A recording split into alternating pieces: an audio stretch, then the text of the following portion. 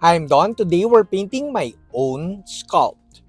Today we're painting rotting skin and I started with slop chop or dry brushing the underpainting. Then we layer up towards the skin colors, the actual skin colors before we do some effects and paint the boils. As usual, we're painting with the Army Painter Warpaints Fanatic paints. Pardon as I was MIA for the past couple of weeks because I was learning and releasing busts, STLs, at my Patreon. I'm Don, welcome to my channel.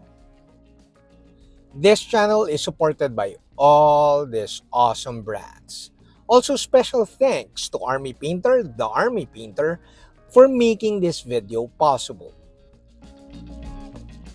Like I said, we're painting my very own sculpt. So this painting, this video is a little bit more exciting for me.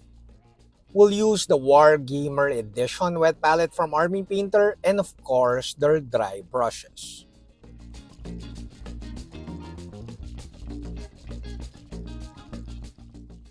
I hope you've seen my older videos wherein I kind of broke like the 6-color triad into 3 groups. Like the darker 2 colors are the base underpainting colors and the middle 2 colors are the base colors, the actual base colors, and the lighter 2 colors are the highlight or pre-highlight colors. So here in the video, you see that I'm using a couple of colors from the desaturated violet triad. After dry brushing a couple of violets, I have no intention to keep the cloak as violet, but I wanted to see how my sculpt looks like after dry brushing. Now I want a darker violet underpainting before I paint the actual skin colors, so I needed to use speed paint. But here, take note that I thinned this down with speed paint medium to add a little bit more transparency to the speed paint. Now let this dry before proceeding to painting the skin.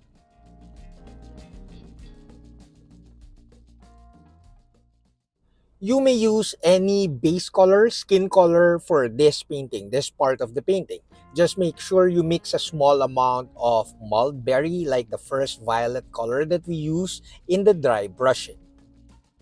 By mixing your initial skin color with violet and the violet that you specifically use with the dry brushing, you will achieve a better transition from the violet underpainting. It's important to note that as I layer up my skin colors, I'm not doing glazes because this will make my painting a little bit less efficient. By focusing on just basic layering and really mapping out where I think the highlights would fall, the painting is a little bit more simple. Now you see in the video, I had to paint the painting or the color of the boils. In this manner, I would see that I need more red tones for the actual skin so that I create a nice color contrast versus the actual skin color. Since now, after painting the boils or the base color of the boils, I know that I need redder skin. So I'm using colors from the warm skin tone triad. As I paint lighter skin colors, I kind of stipple those colors and use a smaller brush so that I have better blending.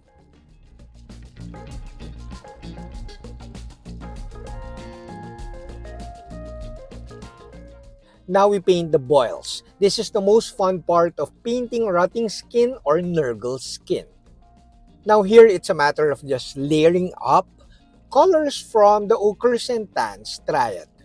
Make sure as you layer up, you paint along the surface, the round surface of the boil so that you create nice volume and very nice texturing at the same time.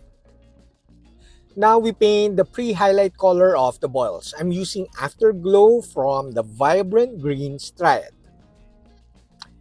Afterglow is a bit similar to Ice Yellow, but it's a little bit more greenish, and I love that we have this option. Now we paint the pre-highlight colors of the actual skin. I'm using Opal Skin here, but you could also use the lighter color, Pearl Skin. Do not worry if you overdo the highlighting because it's so easy to tone down later. So I think I overdid the highlighting, so I'm toning it down with glazes. Now you could see in the video, I'm glazing tourmaline skin. I thin this down with Warpaint stabilizer, roughly around 3 parts stabilizer and 1 part paint. Apply these glazes in between the highlights and the base color areas. Once you're happy with your glazes, base color glazes, you may now apply the final highlight glazes. I'm using Brain Matter Beige, thinned down with stabilizer because I like this color so much than ivory because it's less yellow. Make sure as you apply these highlight glazes that you apply them in areas that you want to have like the brightest part of the skin. Now, after applying these highlight colors, I want the skin to be a little bit more red. So we're applying a little bit of like glazes of red paint, thinned down with Warpaint stabilizer. Next up is to paint the cloak. I need to create more color contrast between the skin and the boils and of course the cloak. So I'm using the saturated blue grays for this painting.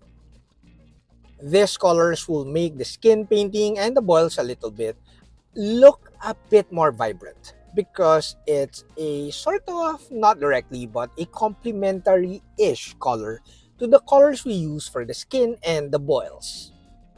So now it's just a matter of layering up towards the lighter colors of this triad.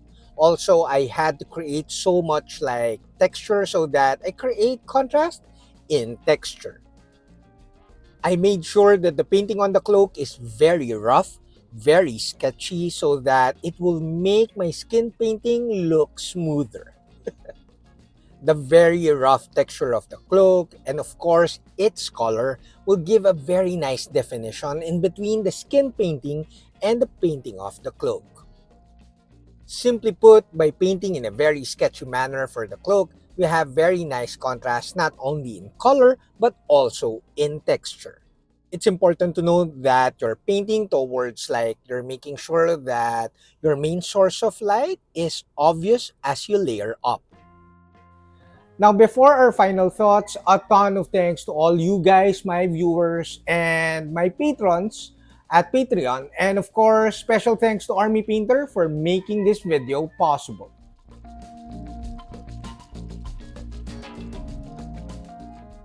I called the painting of this miniature or this bust done roughly around last week. But eventually after looking at like the miniature or the bust, I decided to add more contrast by adding FX paints. By applying like glossy FX paints on top of the boils and some areas of the skin, I create further contrast, in texture at least. Make sure that when you're applying effects paints, similar to applying speed paints or layering with speed paints and washes, you let dry in between coats. If you do not allow the previous layers to dry, even if you applied very thin coats, you might produce nasty textures. Unlike washes or shades or even speed paints, applying effects paints is super fun in terms of like you can't really overdo it because they look really nice. Again, unlike shades that will like if you over apply those, your miniature painting will look totally like darker and sometimes it's not nice. But with effects paints, applying a little bit too much of these paints will make the miniature look good. It basically depends on the final look that you are trying to achieve. Needless to say, I'm really happy that I did touch-ups like applied a few effects paints before editing this video. The FX paint, especially the gloss varnish, gave a really nice glossy finish to the boils. So now it creates a very nice contrast versus the skin, and the skin creates a nice contrast versus the very rough painting or sketchy painting of the cloak. Now you could see the underpainting, the violet underpainting, even at the back of the cloak. You could see it there, but it's very minimal. But it adds a very nice color contrast or color depth to your painting. Also, I hope that this video showed you that the underpainting, it doesn't really matter how you apply it. You apply it with an airbrush or dry brush or whatsoever. The most important part is the layering up or the building up of colors after the underpainting. Lastly, shameless plug, you could get the STL of this bust at my Patreon among other STL busts. That's it, Pansit. I hope you like this video. Do like, subscribe, and all that stuff because it helps the channel a lot. And until my next video, guys. Bye! If you like this video, you might like these other Warpaints Fanatic videos.